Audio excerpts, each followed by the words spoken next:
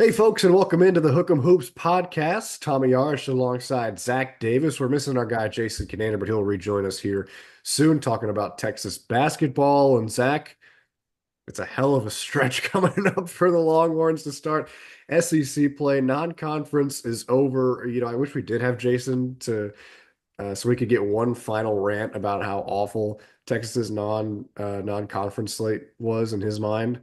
He's been a big component of, they didn't play anybody and uh, they're not well prepared for this. And I think he's got a point, Zach. I think he's got a point because you look at this SEC slate and you've got 5 top 15 teams right now at the time of this recording coming up in the next 5 games. In Texas A&M, Auburn, Tennessee, Oklahoma, and Florida. So it's, man, you would think maybe that if this team is a little bit more battle tested, you would feel a little bit better. But right now, they haven't shown me anything. At least I know we'll get into that later. But Zach, how are you doing? Happy New Year, man. Yeah, happy New Year, Tommy. And I do want to start off by saying, no, I didn't lose a bet. I'm trying something new with the goatee here. I think it We'll looks see. good. I Hey, think it I looks good. appreciate that. My mom is not a fan, but I'm trying something new out here. But yeah, I mean, you mentioned it, and we were talking about it a little bit before we started recording. I mean, this SEC is scary, and when you look at the Texas schedule, I mean, objectively, they haven't played anyone that's, I'd say, the top 80 in college basketball and beat them. The two teams they've played that I think are somewhat tournament capable is obviously UConn and then Ohio State, and they lost to both of them. One was a home game and another was a neutral site. So, I mean, it's a battle, and it starts with their biggest rival that they I don't know. I actually don't know the last time Texas and A&M have played basketball against each other, but you know. I can look at that. Yeah, but it's as I mean, while you search for that, I mean, what a treat. I mean, the women got Oklahoma last night, top 10 matchup, and now the men get A&M on Saturday. I mean, what can you ask for a better start for this? And I know it's a tough workload for Texas, especially to start the play. I mean, they got Auburn, Tennessee, Florida, A&M. Those are four top 15 teams in the program in all of college basketball, excuse me, in their first 5 games of SEC play. I mean all season we've been waiting for some kind of competitive energy, like consistent battles, and that's what the SEC is this year. And I mean, I do think this podcast saves about 5 minutes in length without Jason's rant of the non-conference schedule. But it's what a treat to get. I mean, the biggest rival Texas has to open the Yeah, SEC year. so it's the first time they've played since December of 2019, a non-conference game. Texas won that game 60 to 50. It'll be the first time they've played as conference opponents in 13 years, which means that most of the current players were in elementary school the last time that UT and Texas A&M met in conference play. I was 8 years old 13. the last time that Texas and Texas A&M played together. I But was in before we first get grade. in, there you go. See, so before we get into that, I do want to talk a little bit about non-conference and kind of go off of your point in the sense of when you look at the 2 games that this team lost in the opener against Ohio State and the 11-point loss to UConn. Ohio State, I think, was a game that they could have won. We don't do moral victories around here. We've been very clear about that. But that's a game where Ohio State just shot the lights out. I mean, they could not miss at all. It was like they were shooting into a broadside of a barn, and they just poured it on, and Texas could never get back and get an answer. But that was the game too, where you look at Trey Johnson, and you say, okay, when he's going, this is a star in college basketball. I think the problem is since then, he's obviously put up the numbers. He's, averaging almost 20 points a game, but there hasn't been a game where Trey Johnson has played and come across to me as like, okay, this is a guy who um, is going to consider. I'm trying to think of the right way to word this because he's a superstar player, and he is somebody who you need to have on the floor, and he needs to touch the ball every possession, and it needs to take, whatever shots it can to get it going. But when he's not getting it going is when this team kind of looks anemic offensively, I think. And so what do they do around him and what do they do when he's not, getting it going? Now they've showed that with Arthur Kaluma, Nick Cody, and Jordan Pope leading the scoring in 3 games. Trey was also injured for a couple of those as well. Jordan Pope, just a random 42 points. Why not? Heck yeah, dude. Um, but that's also against New Mexico State, UAPB, and New Orleans. Like, that's not a good gauge of it. So I think this SEC slate is really going to give us a gauge of what this Texas team is all about. And there's no better way to start it with a rivalry game on the road to open up SEC play. Yeah, I mean, look, when we opened like the season, all we said was, "What's the identity?" We don't know what it's going to be. We don't know who it's going to be. We assume things, and now that we're here, do we have a clear-cut answer of what the identity of this team is? Do we know the answer? I mean, there's we haven't Trey Johnson was hurt for 3 games, and we saw other players succeed. I mean, we haven't Texas really hasn't been fully healthy all year. Jason Kent has been hurt for a while. So, I mean, hey, going into Aggieland, this might be something hot that I say, but I think Texas has the most talented guard in all of the SEC, and then A&M has the best guard in the SEC in Wade Taylor. And I don't that's a little hot. I think it's somewhat accurate. But I mean, it's every team has a guy, It's like you don't get a night off in the SEC. There's not one team. I think Missouri might be the worst team on Ken Palm in the SEC, but that's like mid 70s. And remember when we talked about how NC State was this big tester? They're 83rd on Ken Palm. So, Yeah. so, I mean, when we talk about the non-conference schedule, how many wins is it going to take for Texas to be in March Madness? It's Yeah. 18 games. I think they need to go 8 and 10. Yeah. I would agree with that. I mean, when you look at this five game stretch alone, A&M, number 2 Auburn, number 1 Tennessee, number 12 Oklahoma, number 6 Florida. If you win 2 of those games, I think that is a success somehow. I think that's a success because you get number 1 and number 2 at home, and you've got to go on the road to 2 rivalry environments, and you got to go on the road against a Florida team that I think is playing really well. So, man, if you can snag 2, if you come away with 3 wins there, then I think we have a completely different conversation about Texas because if they get 3 wins, I think they beat one of Auburn and or Tennessee.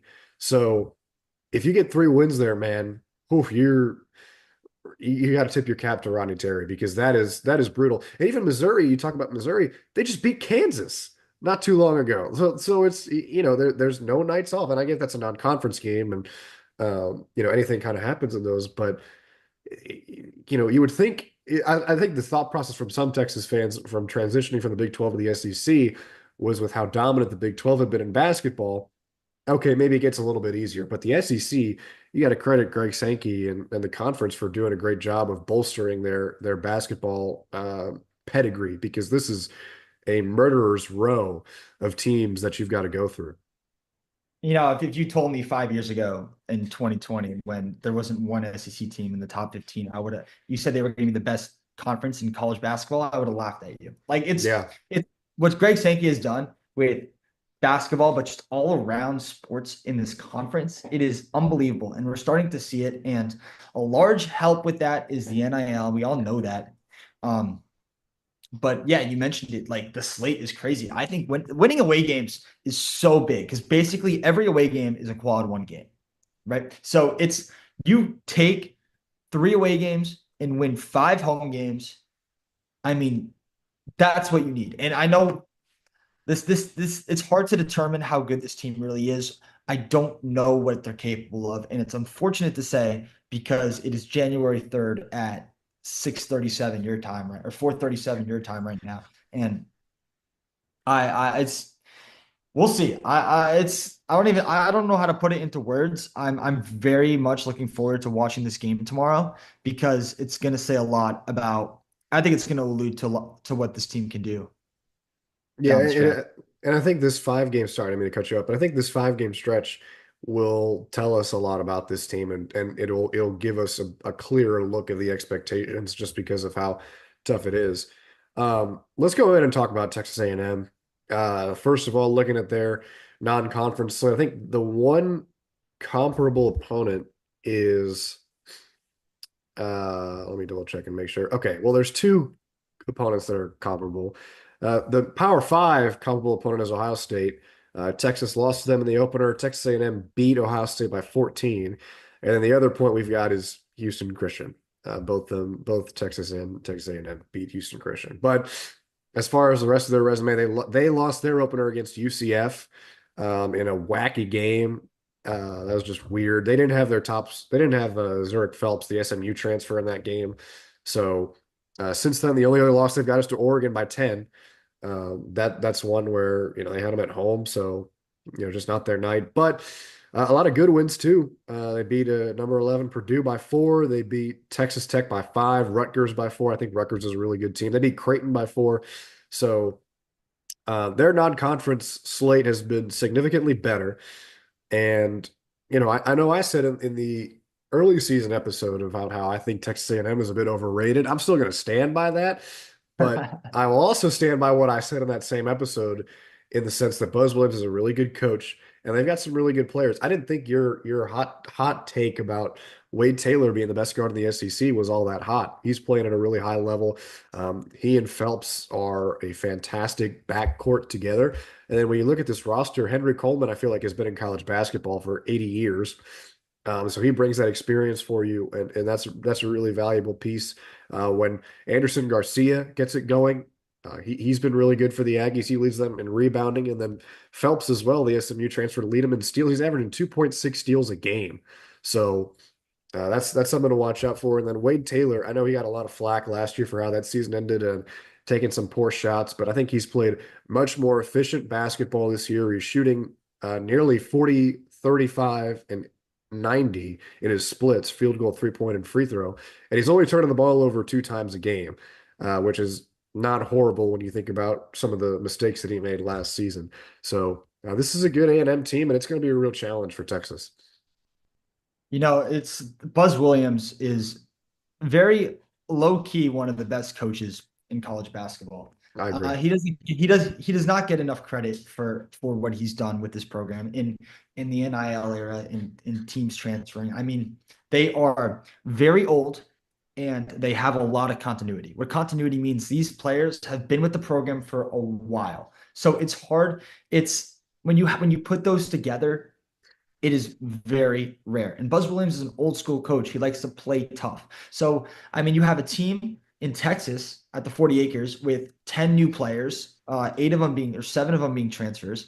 And then you have A&M who has been in the Buzz Williams tenure for a very long time. I mean, Wade Taylor's been there forever. And with that, one of the best offensive rebounding teams in the country.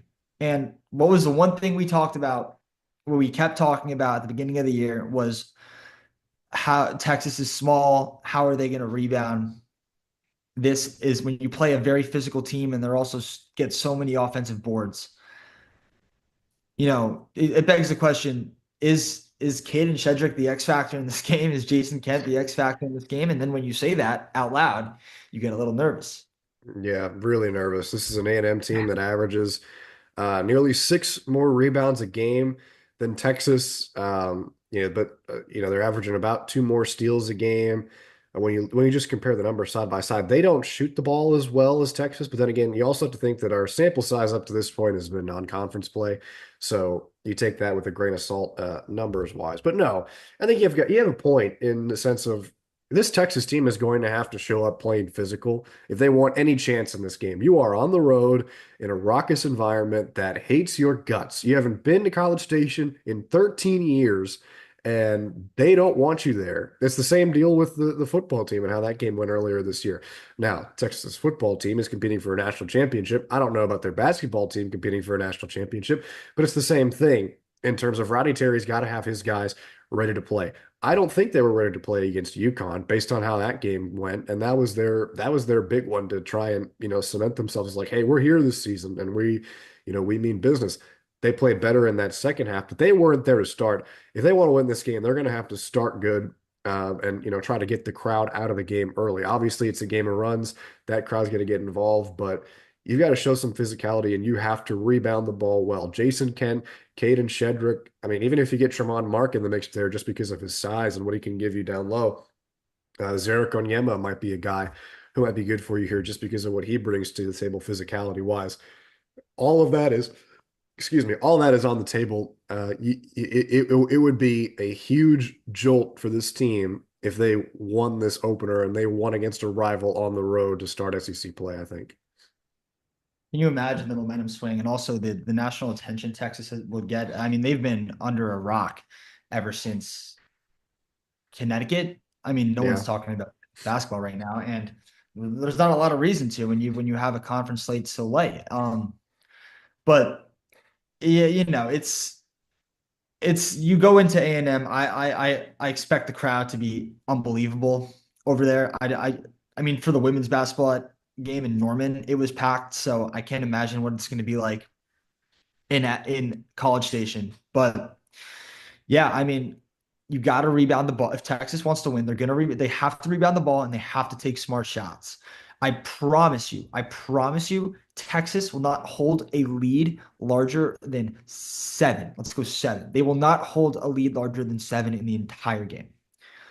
They might, I think they can win 100%. I think they'll be winning for a portion of the game, however long that is. But I mean, like I said, they are old and experienced, and it's Buzz Williams who is the man under center for the squad. They are not going to pull away no matter how much they want to.